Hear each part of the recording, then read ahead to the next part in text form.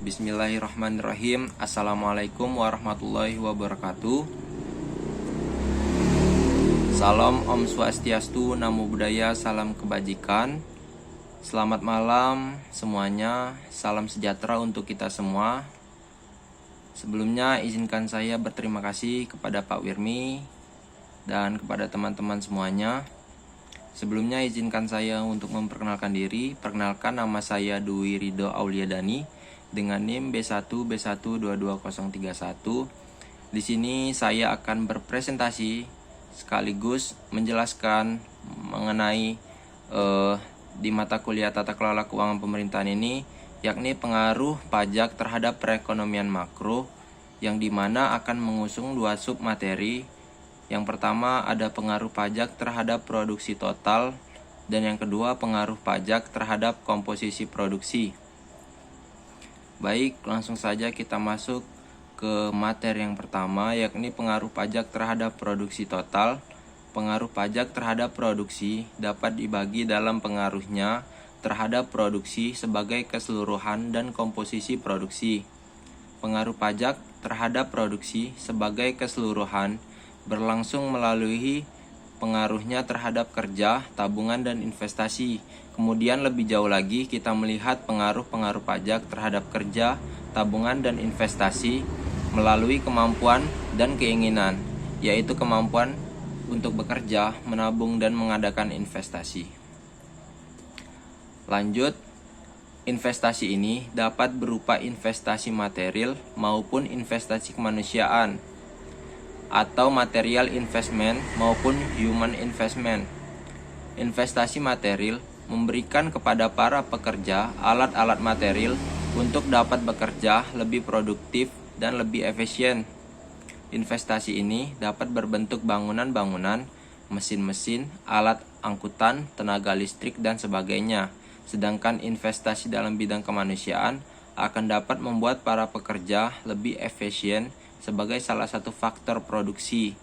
Investasi dalam bentuk ini dapat dalam bentuk tingkat kesehatan yang lebih baik, pendidikan dan pengetahuan khusus, dan sebagainya. Dampak pajak terhadap produksi dapat dibagi dalam pengaruh pajak terhadap produksi keseluruhan dan komposisi produksi. Pengaruhnya terhadap produksi secara keseluruhan berlangsung melalui pengaruhnya terhadap kerja, tabungan, dan investasi. Lebih jauh, dampak pajak ini terlihat dari kemampuan dan keinginan untuk bekerja, menabung, dan mengadakan investasi. Menurut Suparmoko tahun 1997, kemampuan seseorang untuk bekerja akan berkurang apabila dikenai pajak yang dapat mengurangi efisiensi kerjanya. Oleh karena itu, mengenakan pajak pada kelompok masyarakat berpendapatan rendah hanya akan menurunkan tingkat efisiensi tenaga kerja. Kemampuan menabung juga akan berkurang akibat dikenakannya pajak.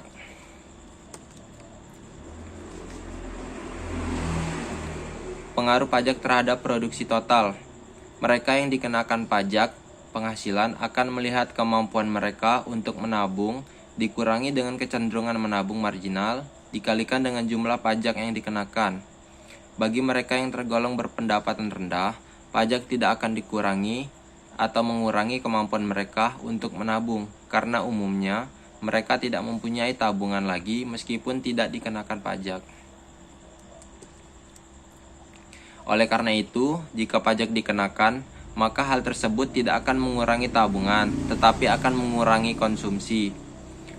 Masuk akal bagi petani yang sebagian besar berpenghasilan rendah untuk tidak dikenakan pajak. Kemampuan melakukan investasi tergantung pada modal yang akan digunakan untuk melakukan investasi tersebut. Jelasnya, kemampuan melakukan investasi tersebut akan berkurang karena pajak yang mengurangi kemampuan menabung.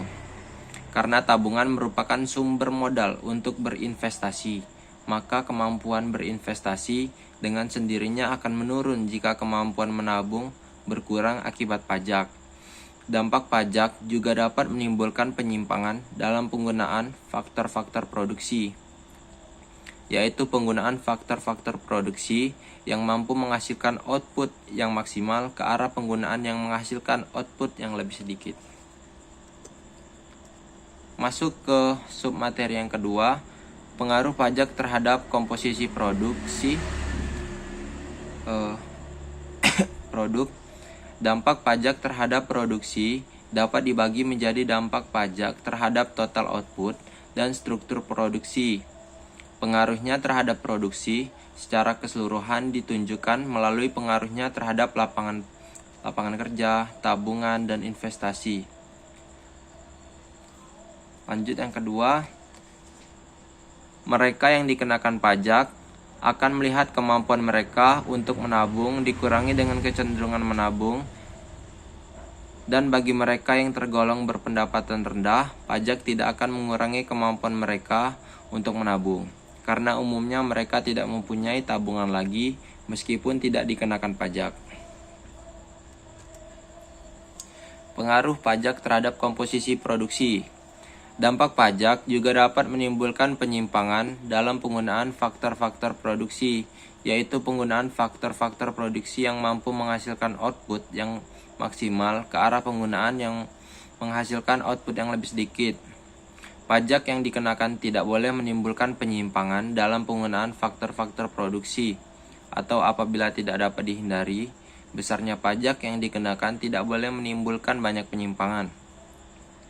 Pajak dapat mengakibatkan perubahan penggunaan faktor-faktor produksi dari penggunaan yang dapat menghasilkan output yang maksimal menjadi penggunaan yang menghasilkan output yang lebih sedikit.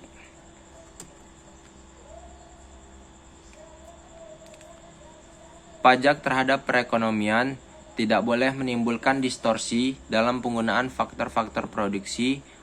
Jika tidak dapat dihindari, pajak terhadap perekonomian tidak boleh menimbulkan terlalu banyak distorsi.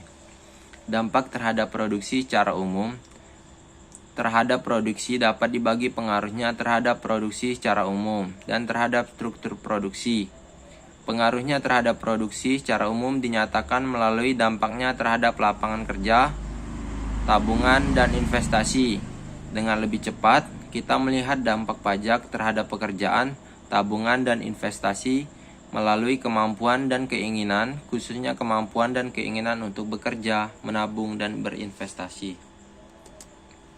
Baik, segini dulu penjelasan dari saya. Apabila banyak sekali kesalahan dalam berkata-kata ataupun dalam penulisan, saya mohon maaf yang sebesar-besarnya. Wabillahi taufik wal hidayah. Wassalamualaikum warahmatullahi wabarakatuh. Selamat malam semuanya.